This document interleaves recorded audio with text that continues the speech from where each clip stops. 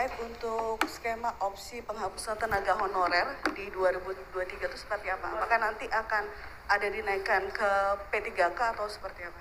Kan opsi terbaik dengan guidingnya adalah targetnya adalah tidak akan ada PHK massal. Yang kedua, tidak ada penambahan anggaran. Mulai 2022-2023 ini yang diangkat sesuai prioritasnya adalah pendidikan dan kesehatan.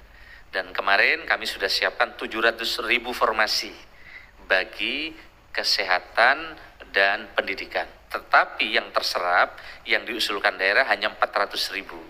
Nah, kami berharap daerah segera mengusulkan untuk P3K dari daerah karena pendidikan dan kesehatan ini sedang jadi prioritas. Nah, sekarang kita sedang ajukan formasi, 1 juta lebih formasi yang kita ajukan untuk 2024. Nah, tentu tenaga non-ASN tidak hanya guru dan kesehatan. Tentu di banyak tempat juga banyak, oleh karena itu kita sedang siapkan opsi terbaik tanpa menambah anggaran, tapi tidak ada PHK, sehingga mereka tetap ada di tempatnya. Opsi inilah sedang kita kaji dan nanti akan kami laporkan lagi kepada Bapak Presiden. Berbagai media. Pertama, tadi kami menyampaikan terkait dengan reformasi birokrasi. Beliau meminta agar birokrasi ini melayani rakyat dengan baik. Dan kami menyampaikan tema yang sejak kami dilantik ini adalah namanya bergerak untuk reformasi berdampak. Jadi sekarang kita menyampaikan indikator bagaimana birokrasi ini bisa lebih berdampak. Yang kedua, birokrasi ini bukan tumpukan kertas, dan yang ketiga berharap Presiden ini birokrasi kita lincah. Nah, untuk birokrasi ini lincah, tentu customer internalnya mesti beres, urusan-urusan birokrasi di dalam. Oleh karena itu kami laporkan tadi, kita sudah melakukan simplifikasi, karena selama ini orang ngurus kenaikan pangkat ribet, orang ngurus kenaikan jabatan ribet dan seterusnya. Sekarang sudah dari 11 proses kita pangkas menjadi bisnis prosesnya cukup 3 saja, sehingga ASN untuk ngurus kenaikan pangkat mutasi sekarang udah jauh lebih mudah. Yang kedua, dulu jabatan klasifikasi ada 3.414, sekarang tinggal 3 saja, sehingga birokrasi ini jauh lebih lincah. Bapak sekalian saya hormati, yang berikutnya yang tadi kami sampaikan terkait penyelesaian tenaga non-ASN. Yang ini menurut undang-undang yang 2018 dikasih waktu transisi, mestinya November ini sudah tidak ada non-ASN. Bapak Presiden menyampaikan di beberapa kesempatan agar kita mencari jalan terbaik. Kami laporkan tadi, kami sudah melakukan komunikasi dengan teman-teman asosiasi bupati, kota, provinsi, saya bertemu dengan teman-teman Komisi 2, kita sedang menyiapkan opsi terbaik terkait dengan penyelesaian non-ASN ini.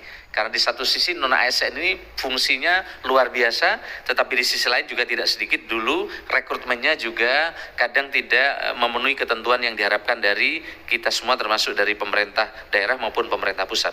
Yang berikutnya terkait dengan RB, reformasi birokrasi. Nah, sekarang ini ada target RB tematik namanya.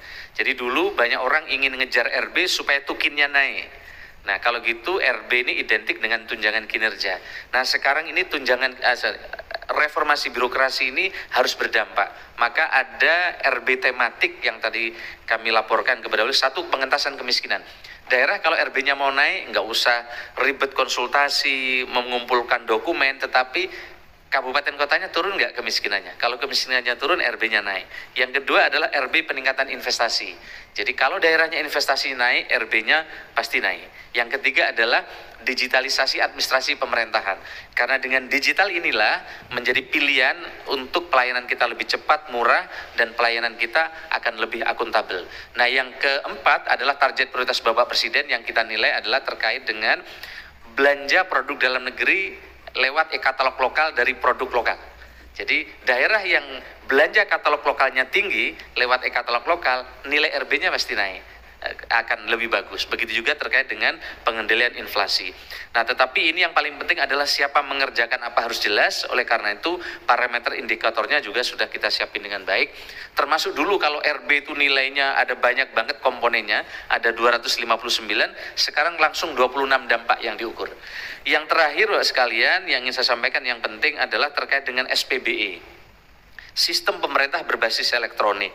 SPBE ini kalau kita lihat negara-negara yang hebat, Denmark, Finland, South Korea, New Zealand, Sweden, dan seterusnya, itu nilai SPBE-nya bagus. Kalau nilai SPBE-nya bagus, ini paralel dengan indeks persepsi korupsinya pasti bagus. Yang kedua, tingkat kemudahan berusahanya juga pasti bagus. Yang ketiga, indeks penegakan hukum atau rule of law-nya juga bagus. Oleh karena itu, sistem pemerintah berbasis elektronik yang perpresnya belum ada ditandangkan oleh Bapak Presiden, kami tadi melaporkan Kemenko sedang bergerak agar SPB ini ke depan bisa jalan. Dan SPB ini bukan menambah aplikasi baru, tapi menginteroperabilitaskan dari sistem yang ada. Jadi sekarang targetnya semua kementerian lembaga diperintah oleh beliau mengintegrasikan layanan masing-masing. Ini selama ini setiap inovasi ada satu aplikasi. Maka kalau satu inovasi satu aplikasi, ini akan banyak akun yang harus dibuat oleh rakyat untuk mendapatkan pelayanannya. Kira-kira begitu.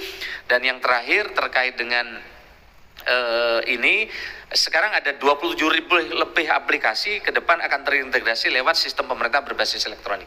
Yang paling jangka pendek yang bisa dirasakan dari SPB adalah MPP digital. Sekarang sudah ada mall pelayanan publik di 112 kabupaten kota di Indonesia. Nah sekarang ini selain direct service, sekarang didorong namanya MPP digital. Sehingga kalau sekarang ngasih ngurus KTP, perlu waktu lama misalnya kehilangan karena back end-nya masih harus ke manual, harus ke Dukcapil Siak. Nah, dengan cara yang baru ini, kita insya Allah tanggal 20 sudah akan selesai exercise-nya. Ke depan secara online akan bisa, tentu tidak semua kabupaten kota masih percontohan. Sehingga misalnya ada teman media, rumahnya Boyolali. Ke depan ngurus tidak harus pulang ke Boyolali. Kalau sudah terdaftar di IKD, indeks kependudukan digital, maka cukup ngurus dari Jakarta. Tentu kami menyiapkan diri bagi kabupaten kota yang siap untuk jadi, kita dorong menjadi di bagian awal untuk bisa mengerjakan MPP digital ini. Terkait untuk skema opsi penghapusan tenaga honorer di 2023 itu seperti apa? Apakah nanti akan ada dinaikkan ke P3K atau seperti apa?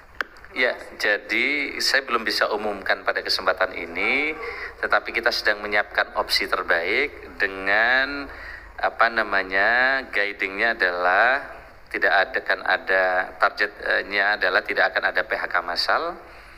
Yang kedua, tidak ada penambahan anggaran, karena kan kemarin agak ada opsi-opsi ekstrim sebelumnya ya. Opsinya nomor 1 adalah waktu itu pertama adalah diangkat seluruhnya menjadi ASN. Kalau diangkat seluruhnya menjadi ASN, ini akan menjadi beban bagi negara yang sangat besar. Atau yang kedua, diberhentikan seluruhnya. Kalau diberhentikan seluruhnya, ini akan menjadi masalah di dalam sektor pelayanan publik. Karena ada banyak di menara-menara suar, di berbagai daerah, itu ada banyak non-ASN yang sekarang nyata-nyata mereka bisa membantu luar biasa. Atau diangkat sesuai dengan prioritas yang sudah jalan sekarang mulai 2022-2023 ini, yang diangkat sesuai prioritasnya adalah pendidikan dan kesehatan. Dan kemarin kami sudah siapkan 700.000 formasi bagi kesehatan dan pendidikan. Tetapi yang terserap, yang diusulkan daerah hanya 400.000. Nah, kami berharap daerah segera mengusulkan untuk P3K dari daerah, karena pendidikan dan kesehatan ini sedang jadi prioritas. Nah, sekarang kita sedang ajukan formasi, 1 juta lebih formasi yang kita ajukan untuk 2024. Nah, tentu tenaga non-ASN tidak hanya guru dan kesehatan.